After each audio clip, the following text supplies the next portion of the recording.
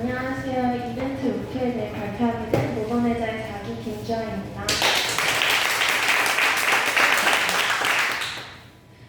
우선 목차는 이와 같습니다. 먼저 동기와 비동기에 대해 설명한 다음 스레드, 콜백, 스택, 그 다음에 마지막으로 자바스크립트 이벤트 루프에 대해 설명한 다음 마무리하도록 하겠습니다. 먼저 동기와 비동기의 차이에 대해 알아보려고 하는데요.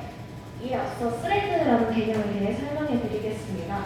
스레드란 프로세스 안에서 작업을 담당하는 최소 실행 단위를 말하는데요. 간단한 예시를 하나 들고 왔는데 카페에서 커피를 주문할 때 카페 직원이 한 명만 있는 경우에는 이 직원이 모든 일을 담당해야 되기 때문에 이 두 번째 손님은 첫 번째 손님이 주문을 마치고 커피를 받을 때까지 줄을 서서 기다려야 합니다. 그런데 이처럼 직원이 늘어나면 한 명은 주문을 받고 나머지 한 명은 음료수 서빙을 해서 손님들이 줄을 오랫동안 서 있지 않아도 되게 됩니다. 그래서 이런 카페의 상황을 스레드 개념을 적용하면 직원이 한 명만 있는 경우는 메인 스레드만을 사용하는 동기적 방식에 해당하고 직원이 둘 이상 있는 경우는 여러 스레드를 사용하는 비동기 방식에 해당합니다. 정리하자면 동기 방식은 이전 요청이 모두 완료되면 다음 요청을 순차적으로 진행하고 반대로 비동기는 이전 요청의 진행 상황과 관계없이 다음 요청을 보내서 자원을 효율적으로 사용할 수 있다는 장점이 있습니다. 그렇다면 자바스크립트 언어는 동기와 비동기 중 어느 쪽에 해당할까요? 자바스크립트는 기본적으로 동기 언어인데요. 지금부터 자바스크립트 엔진에서 동기적 코드가 어떻게 작동하는지 알아보도록 하겠습니다. 이에 앞서 콜스택이라는 개념에 대해 설명해 드리려고 하는데요. 콜스택은 자바스크립트 안에서 실행되는 모든 함수의 호출을 기록하고 추적하는 자료 구조를 말합니다. 여기서 스택이라는 단어는 쌓다, 쌓이다라는 뜻을 가지고 있는데 시장에서 판매되고 있는 감자칩의 내부를 보면 이렇게 과자들이 차곡차곡 쌓여 있는데 사람들은 보통 최상단에 있는 과자부터 집어먹습니다. 그래서 이 감자칩처럼 나중에 들어온 자료가 먼저 나가는 선입 표출의 형식을 스택이라고 합니다. 다시 본론으로 돌아와서 아까의 코드를 보면 우선 코드가 실행되자마자 이 전혀 콘텍스트라는 것이 콜스택에 쌓이는데요.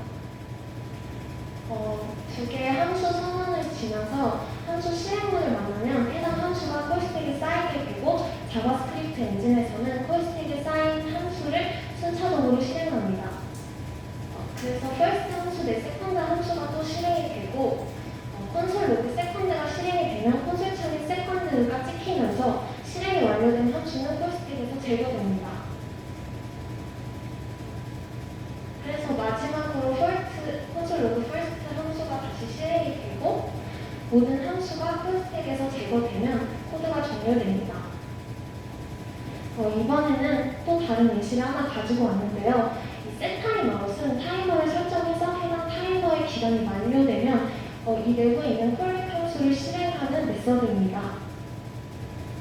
만약에 코드가 동기적으로 작동을 하게 되면 가장 먼저 시작이 찍힌 다음에 타이머로 설정된 1초가 지난 후 중간과 끝이 출력되는데 브라우저에서는 이 지연되는 시간 동안은 다른 작업을 할 수가 없습니다. 그런데 만약에 이 지연 시간이 1초가 아닌 100초 혹은 10분이 된다면 사용자는 불편함을 느끼게 될 것입니다. 그래서 이러한 불편함을 해결하기 위해 나타난 개념이 바로 이벤트 루프라는 것인데요. 이벤트 루프는 자바스크립트가 비동기적으로 실행될 수 있도록 하는 요소입니다. 아까보다 뭔가 많이 추가가 됐는데 하나씩 설명을 드리자면 우선 웹 API는 웹 브라우저에서 제공하는 기능으로 비동기 함수가 호출하며 돔, AJAX 요청, 타임아웃 등이 있습니다. 그리고 아래 이 콜렉트는 스택과 달리 선입 선출 형식의 자료 구조로 비동기로 실행되는 콜렉트 함수를 보관하는 역할을 합니다. 그래서 이 코드가 동작하는 과정을 보면 가장 먼저 동기 함수인 콘솔 로그 시작이 콜스택에 쌓이게 되고 이게 실행이 됩니다. 그 다음에 setTimeout이 콜스택에 들어왔을 때 setTimeout은 비동기 함수이기 때문에 웹 API를 호출하게 되고 이 동기 함수인 콘솔 로그 끝이 setTimeOut의 함수를 기다리지 않고 바로 실행이 됩니다. 그리고 이 API에서 타이머의 기간이 만료되면 해당 익명의 콜백 함수가 콜백 큐로 넘어오게 되는데, 이때 콜스택이 비어 있으면 이벤트 루프에서 콜백 큐에 있는 콜백 함수를 콜스택으로 넘겨주게 됩니다. 그래서 마지막으로 중간이 출력되고 모든 코드가 콜스택에서 제거되면 모든 함수가 콜스택에서 제거되면 코드가 종료됩니다. 이번에는 비동기 함수가 2개인 경우를 가져와 봤는데요. 아까와 마찬가지로 전혀 컨텍스트가 먼저 깔리고 setTimeOut은 비동기이기 때문에 웹 API를 호출하게 됩니다. 그리고 이 프로미스도 대응이 붙어있기 때문에 setTimeOut과 마찬가지로 웹 API로 넘어가게 되고 콘솔 로그 헬로우가 콜스택이 쌓이게 되는데, 이때 동작하는 방식이 브라우저 환경에 따라서 달라질 수 있는데 저는 우선 웹 API가 먼저 실행이 됐다고 가정을 하고 진행하도록 하겠습니다. 그럼 이렇게 그 컬백 큐에 함수들이 넘어오게 되고 콜스택에 쌓여있는 함수가 실행이 되고 콜스택이 모두 비워지면 이벤트 루프가 동작을 하게 되는데, 앞서서 콜백 큐는 선입 선출 구조라고 해서 먼저 들어온 자료가 먼저 나가는 형식이라고 했는데, 아이러니하게도 이벤트 루프에서 나중에 들어온 프로미스 되는 익명 함수를 콜스택으로 넘겨주게 됩니다.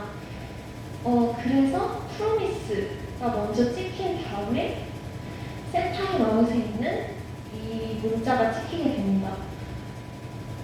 그래서 이런 식으로 동작하는 이유는 콜백 큐 내부 구조에 있는데, 이 콜백 큐는 사실 하나의 큐가 아니라 이 안에 여러 가지 종류의 큐가 있는데, setTimeOut과 프로미스는 이렇게 각각 잡큐와 테스트 큐에 담겨 있는데, 프로미스 벤이 담겨있는 테스트 큐의 우선순위가 잡큐보다 더 높기 때문에 이벤트 루프에서 프로미스 벤의 익명 함수를 먼저 콜스택으로 넘겨주게 됩니다. 그래서 지금까지 이벤트 루프의 동작 원리에 대해 알아보았는데, 이렇게 이벤트 루프를 사용해서 비동기적인 처리를 할 거면 왜 굳이 자바스크립트를 동기적 언어로 만들었을지에 대한 의문이 들 수도 있어요. 그래서 그 이유가 다중 스레드 환경에서 발생할 수 있는 동시성 문제를 신경 쓰지 않아도 된다는 장점이 있기 때문입니다. 정리를 하자면 자바스크립트는 단일 스레드 기반의 언어라서 동기적으로 동작을 하지만 이벤트 루프를 활용해서 노드.js 브라우저에서는 비동기적 처리를 담당하기 때문에 동기와 비동기의 장점을 모두 활용할 수 있다는 특징이 있습니다. 이상으로 발표를 마치겠습니다.